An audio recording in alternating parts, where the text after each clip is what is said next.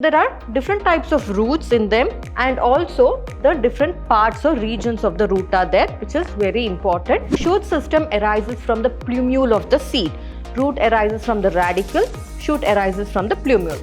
Accessory organs are needed for beautification of the flower, for its pollination purpose and all that it's needed. So if you answer what is compound leaf, it is 1 mark. If you explain the two types of compound leaves, it is 2 marks, totally 3 marks.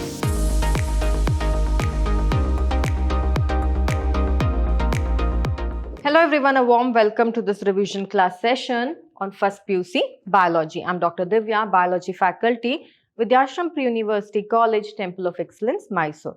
So in this session, let us talk about the morphology of flowering plants, wherein we will learn about the synopsis, that is what is there in the entire chapter.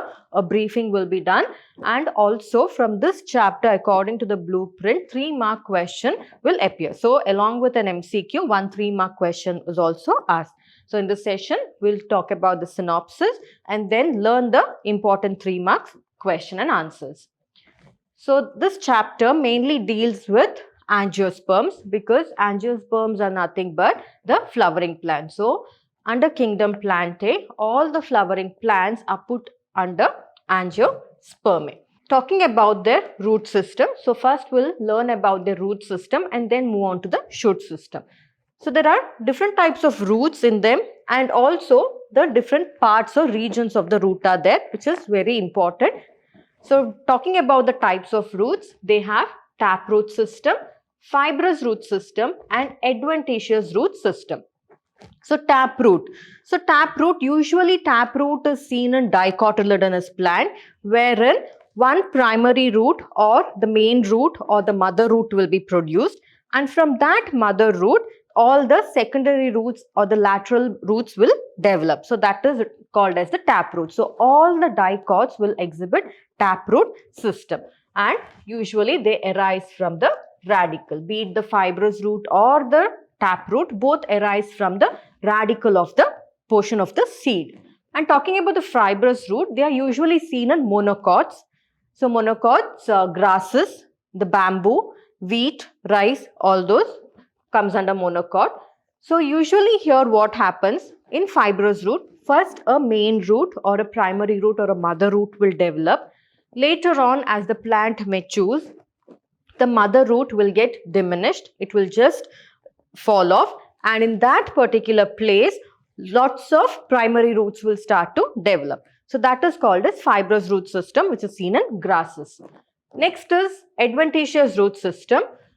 So any root that arises from the plant apart from the radicle, that is the radicle will produce the main root of the plant. Later on, from the branches or from in between the stem, some other roots will develop. That is called as adventitious roots, because those roots provide extra advantage to the plant. Say for example, in banyan trees, they help in giving proper support to the branches of the banyan tree. Or in sugarcane also, they have the prop root, which actually helps the sugarcane, because sugarcane grows very lengthy like a stick. So whenever there is a slight wind or something, it can just fall off.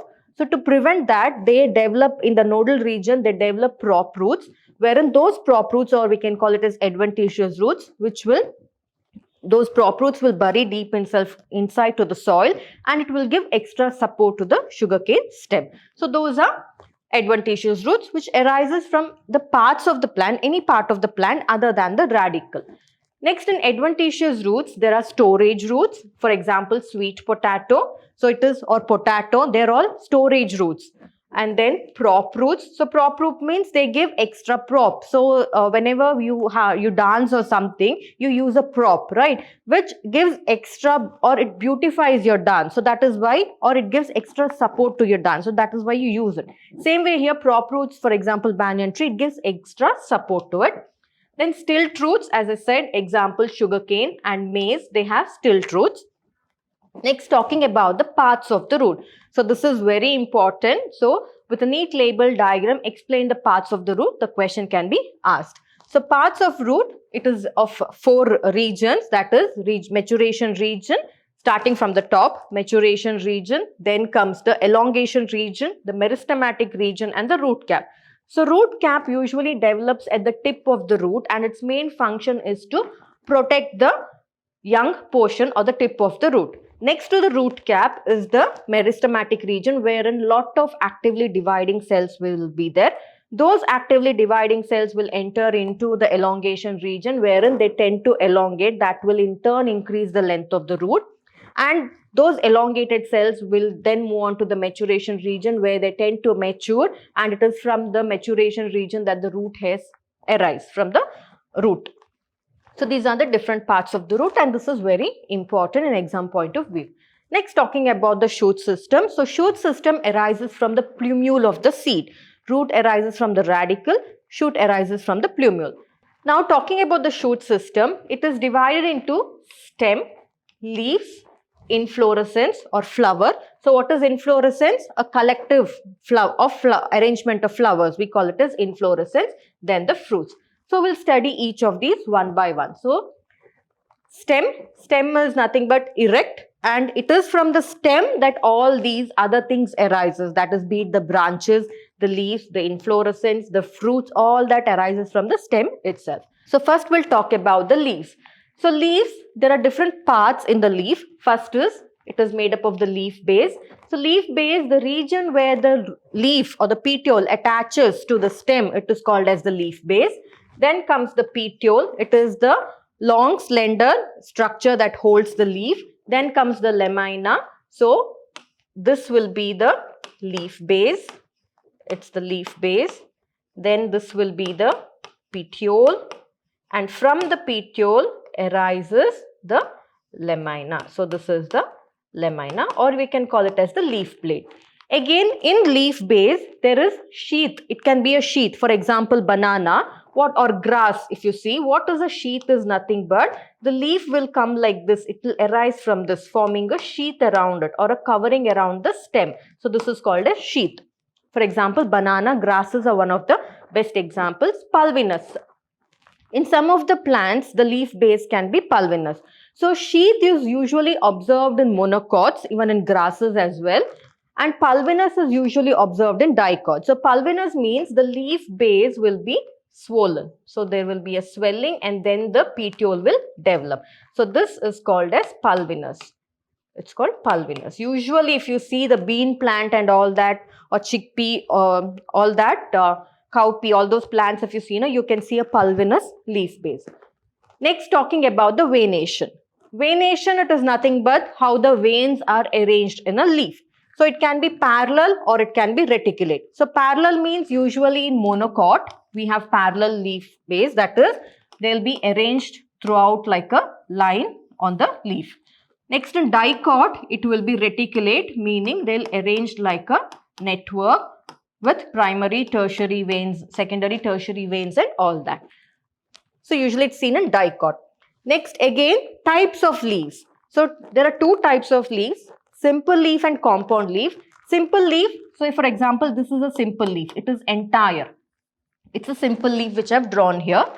Now in compound leaf, there is pinnately compound leaf and palmately compound leaf. So pinnately compound leaf means they'll have the main rachis from which the leaflets will develop. So this is called as pinnately compound.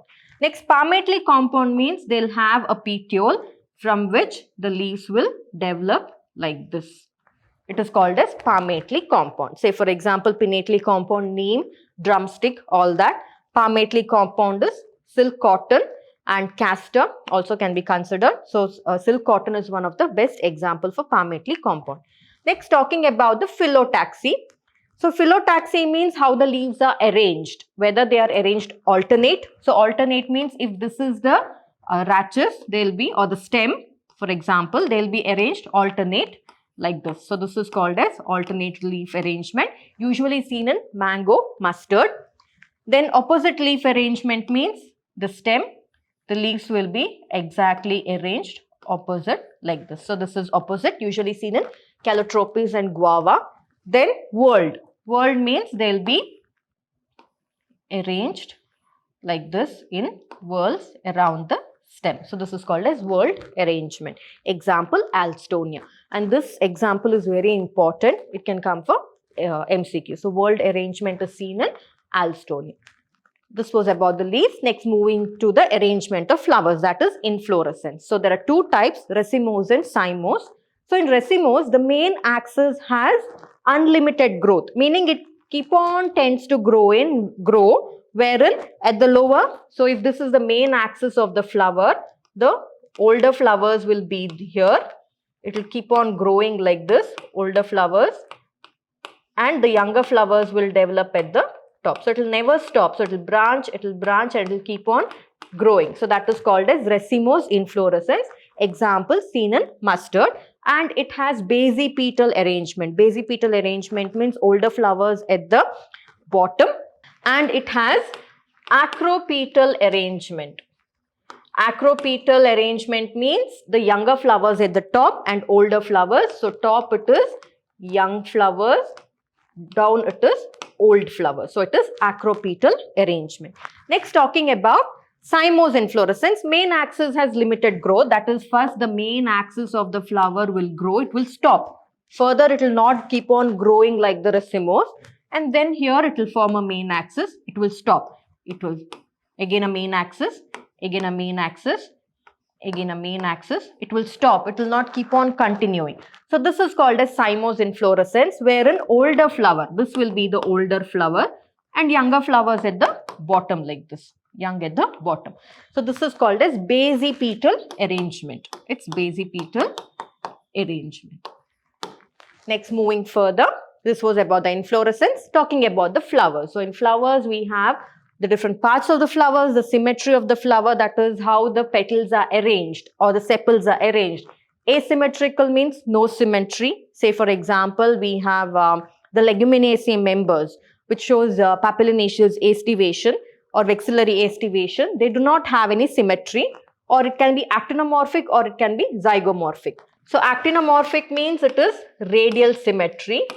Zygomorphic means it is bilateral symmetry. And when writing the floral formula, actinomorphic we represent it like this. Zygomorphic we represent it like this. And if there is no symmetry, we don't show any symbol there.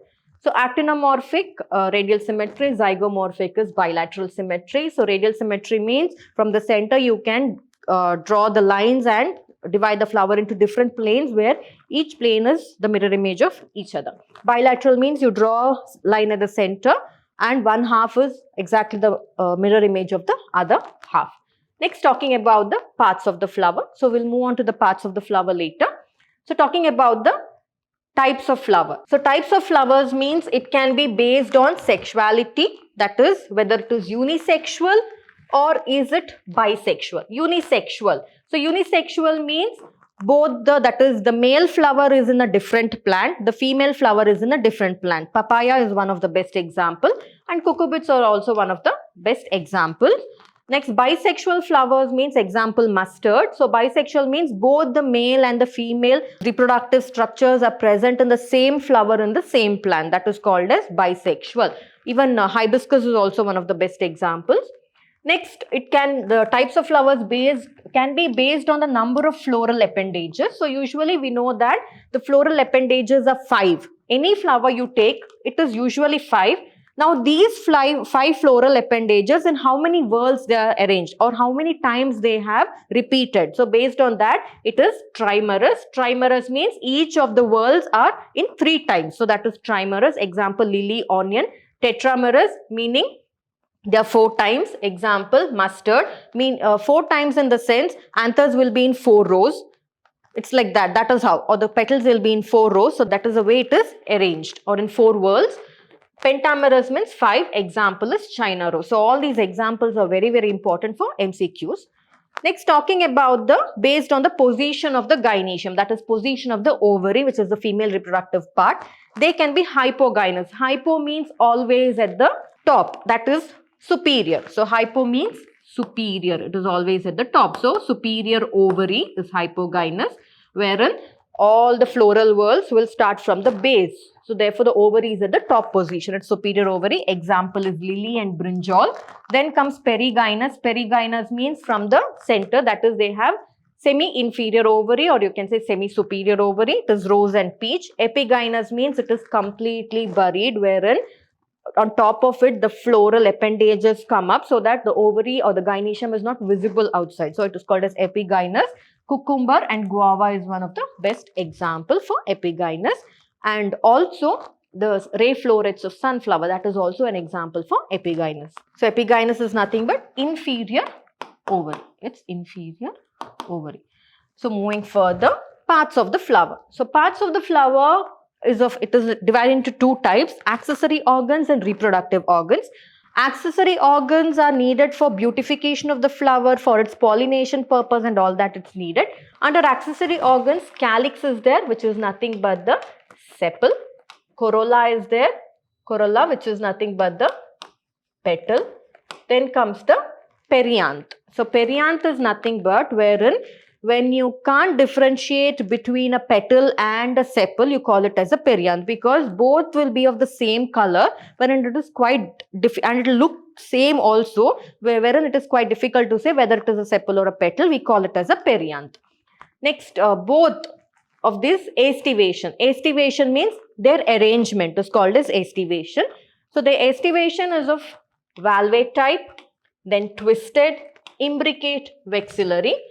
So vexillary means it is like the shape of a butterfly, or it is also called as papillonaceous aestivation. Papillonaceous aestivation.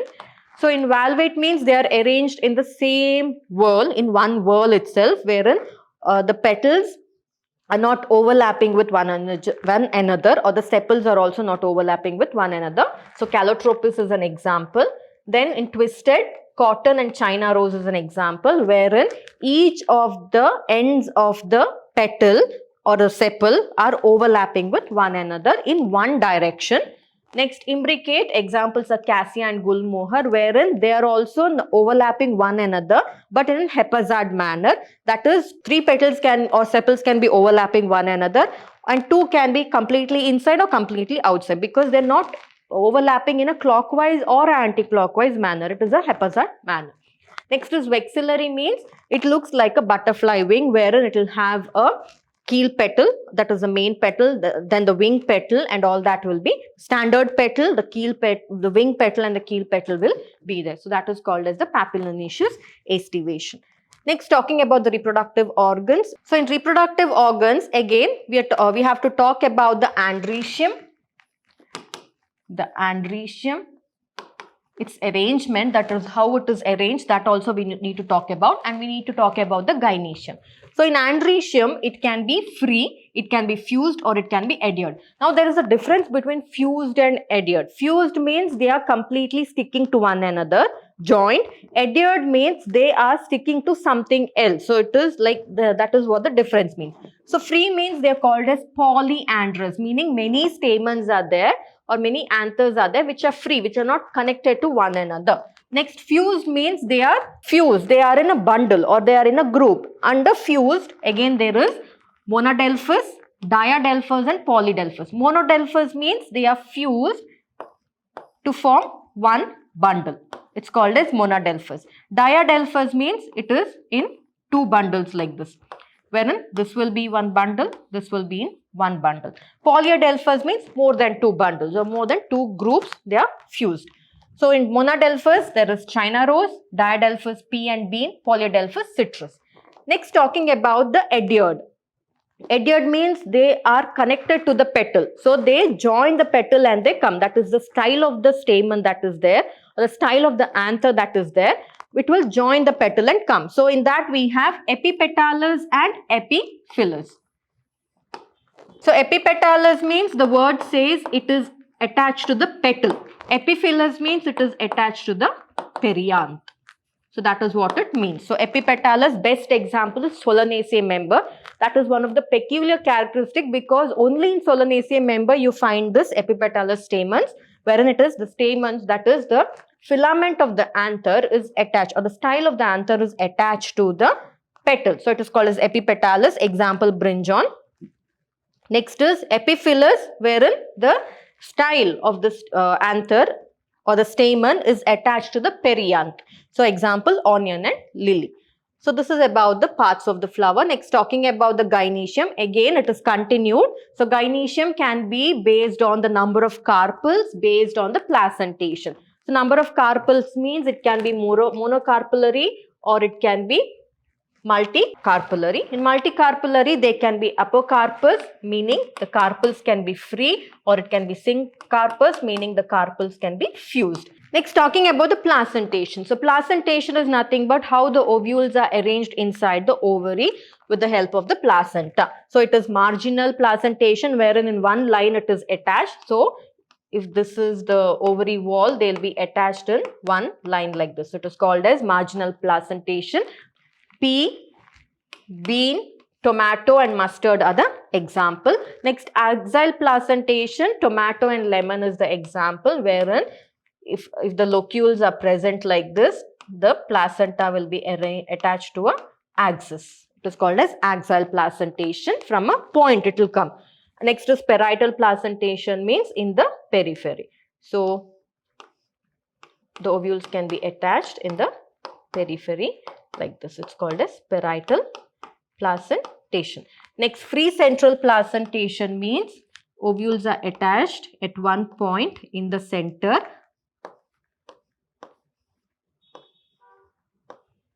So it's like this. There are no locules. Locules will not be there, but still the ovules are attached at the center. It's called as free central placentation. Basal placentation means at the base it will be attached. So usually in monocots we can find the basal placentation. Marigold, sunflower also exhibits basal placentation. So here for parietal, argemone and mustard. Free central, dianthus and primula. Basal, marigold and sunflower. So these are about the placentation. Next, talking about the fruits. Fruits, fertilized and parthenocarpic. So fertilized means by the fusion of the male and the female gamete. Parthenocarpic means without fertilization itself, fruit can develop, but seed setting will not be there in the fruit. So fruits, there are different parts in it, pericarp and seeds. So pericarp is nothing but the fruit wall or the covering of the fruit. Next, inside the pericarp, in the fleshy portion, the seeds will be there. So again, pericarp, it can be fleshy or it can be completely dry. Dry in the case of pea, bean and all that. Fleshy, mango is an example. So mango is an example for this. And fleshy, again, it can be epicarp. It is made up of different layers of pericarp. So that is why it is quite fleshy. That is epicarp, outer. Middle to that is, inner to epicarp is the mesocarp. Then inner to the mesocarp is the endocarp. Because 3 layers of pericarp is there, it appears to be fleshy. Next, talking about the seeds. Seeds are covered by a seed coat, and it can be embryonal and it can be cotyledons are there. So in the seed coat, the outermost is the testa, inner is the tegmen.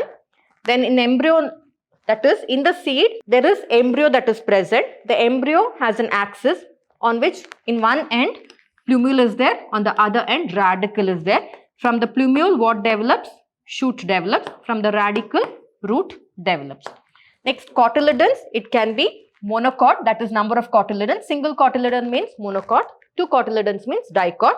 Monocot example, orchids and grasses. Dicot, beans. So this is about what is there in the chapter, an idea I have given. So we'll move on to learning the important 3-mark question and answers. So first question, describe the regions of root with neat label diagram.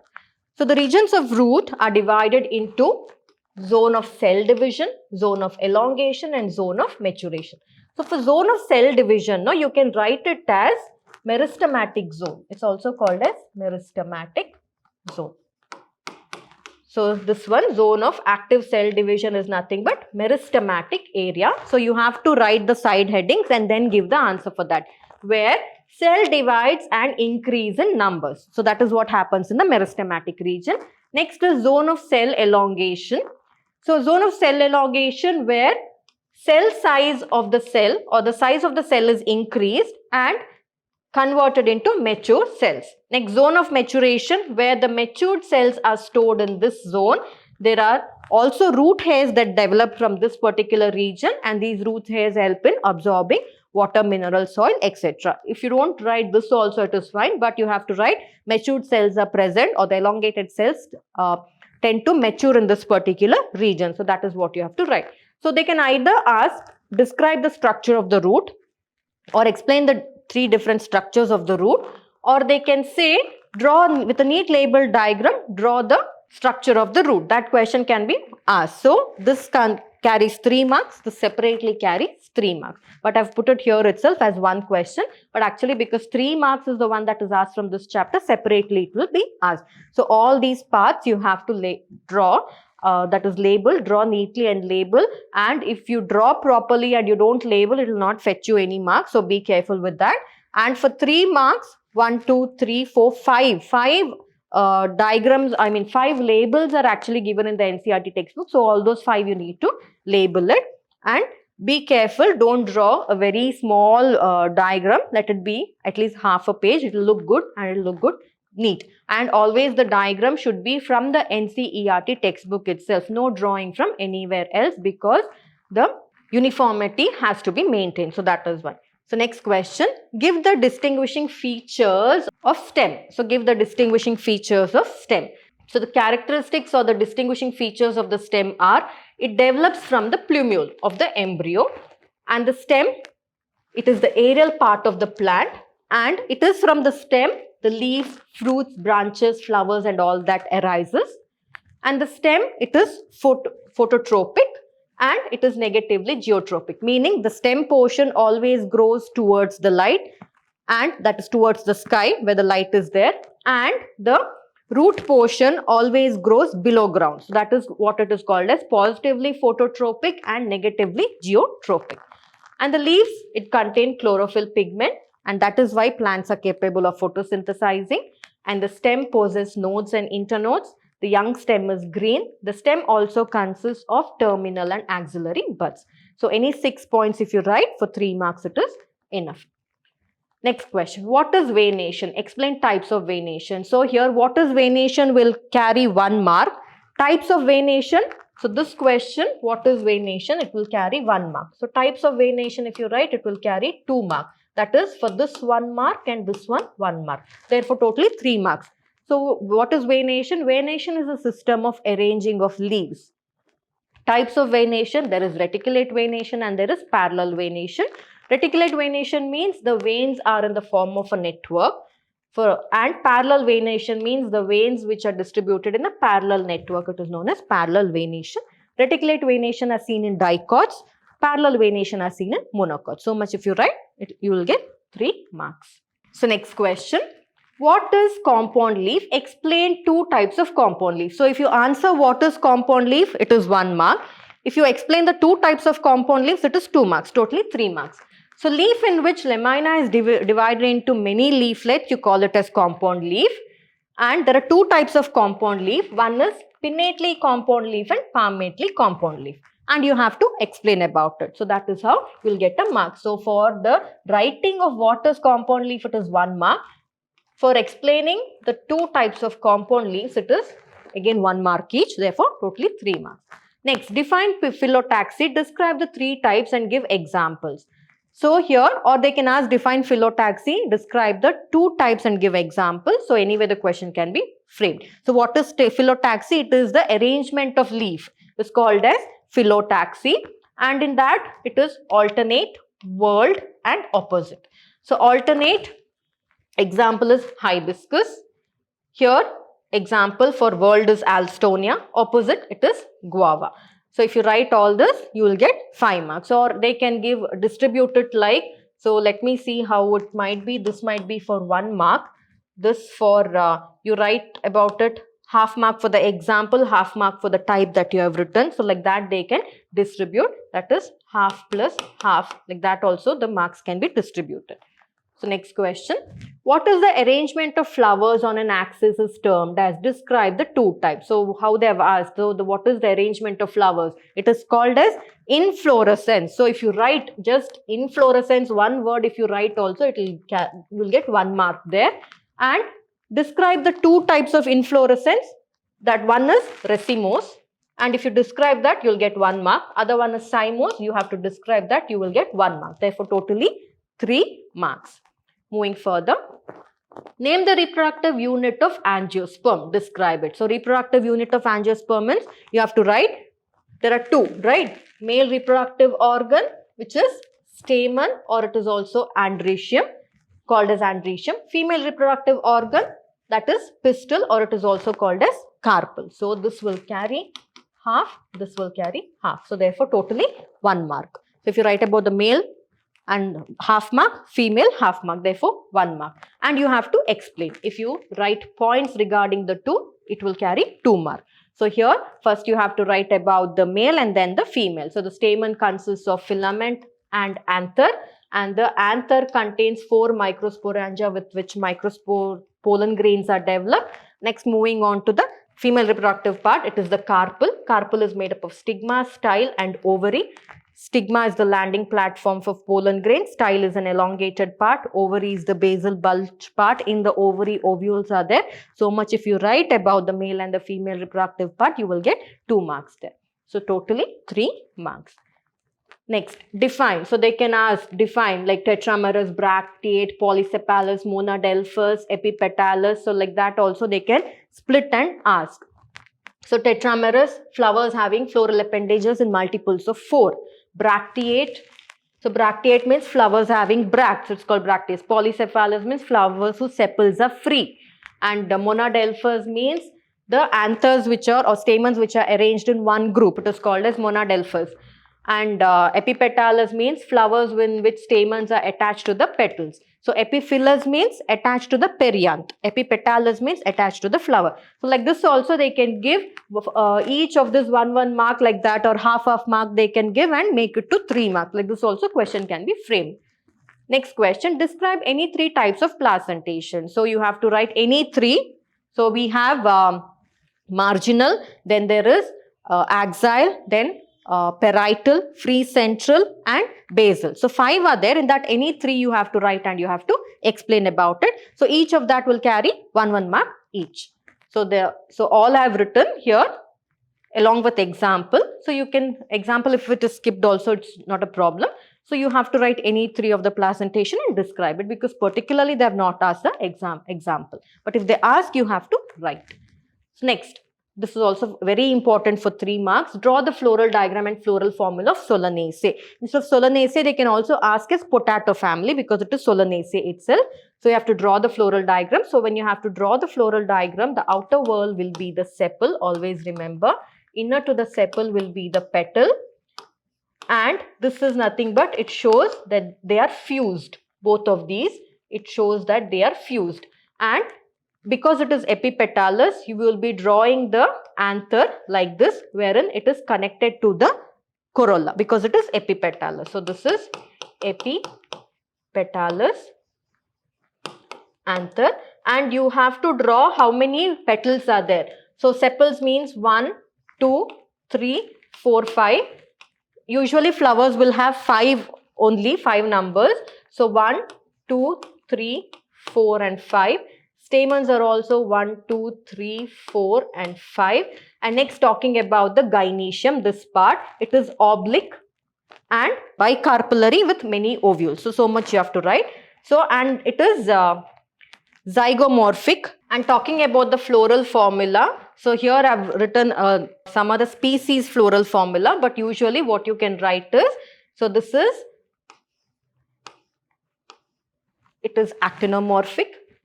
It is bisexual. And talking about the calyx, that is the sepal, they are 5 in number. It is fused. Next, talking about the corolla, they are also 5 in number and they are fused. Next, talking about the anthers, they are also 5 in numbers, but they are not fused. They are free and they are connected to the corolla. That is how you show it. They are connected to the corolla. Then talking about the gynoecium, they are bicarpellary too and they are fused, and it is superior ovary. Meaning you have to draw a line down showing that gynoecium is at the top position. So this is the floral formula for Solanaceae members. So what I have written here, this one is the floral formula. So next, moving further, next question, write the vegetative characteristics of Solanaceae. Vegetative characters, you have to write about the root system. Only the vegetative characters, not about the flowers, you should not write. It's root system, you have to mention the stem and the leaf. So much you have to write. Next, write the floral characteristics. So when it comes to floral characteristic, you have to mention about the inflorescence. What type of inflorescence? Either racemose or cymose. You have to write about the flower, the calyx, the corolla, the male reproductive part, the female reproductive part, the fruit and the seed. So much you have to write. Next, this is also a very, very important question. Draw a neat label diagram of monocotyledonous scene. So here also all the labeling should be done and a neat label diagram has to be drawn according to how it is there in the NCERT textbook.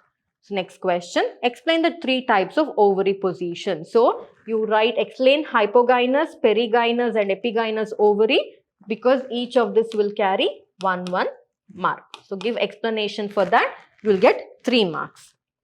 Next one, explain any 3 types of aestivation. So there is valvate, twisted, imbricate and vexillary aestivation. 4. In that any 3 you can write. So any 3 you write, each will carry 1 mark. So therefore 3 marks. So you have to explain it. So it will fetch you 3 marks. So this was about the session wherein we got an idea of what is there in the chapter and also got to know some of the important 3-mark question that can be framed from this particular chapter. So I hope you found it was useful.